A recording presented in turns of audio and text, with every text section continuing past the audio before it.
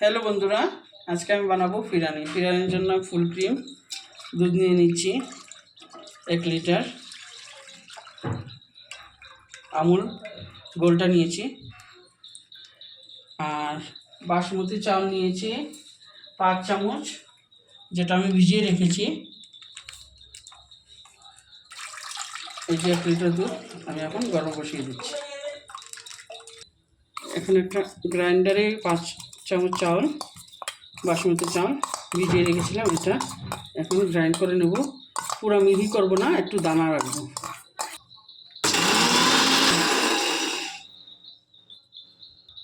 এই যে এরকম দানাদার গ্রাইন্ড করে নেবেন।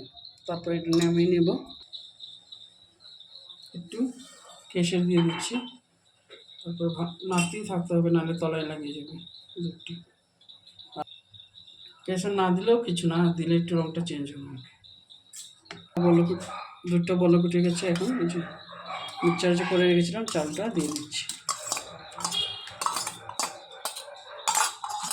এটাকে একটু কম আঁচে বানাবো, আর অনবরত নাড়তে হবে।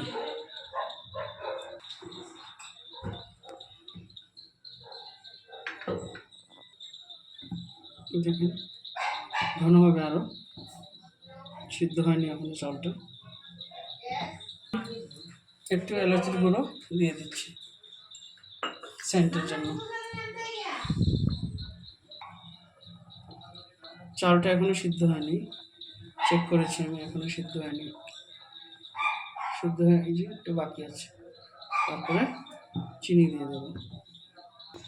এখন চালটা সিদ্ধ হয়েছে, এখন আমি চিনি দিয়ে দেবো। চিনিটা 8 চামচ দিলে হবে, এর থেকে কমাইও দিতে পারেন, বাড়িয়েও দিতে পারেন, যার যেরকম মিষ্টি দরকার। আমার 8 চামচ হয়ে যাবে।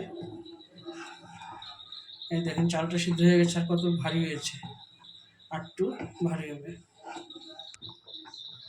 আমার ফিরানটা রেডি হয়ে গেছে, আর চিনিটাও গলে গেছে। এখন আমি গ্যাসটা অফ করে দিচ্ছি।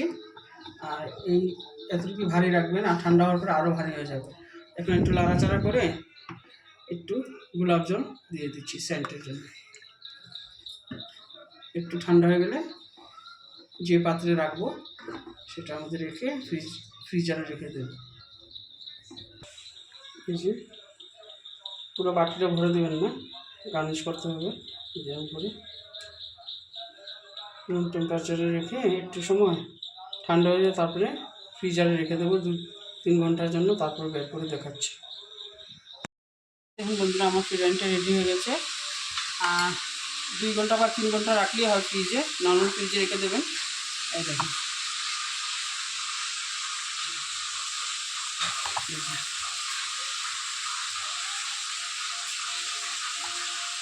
ভালো লাগলে অবশ্যই ট্রাই করবেন, আর কমেন্ট করবেন, লাইক করবেন। Thank you.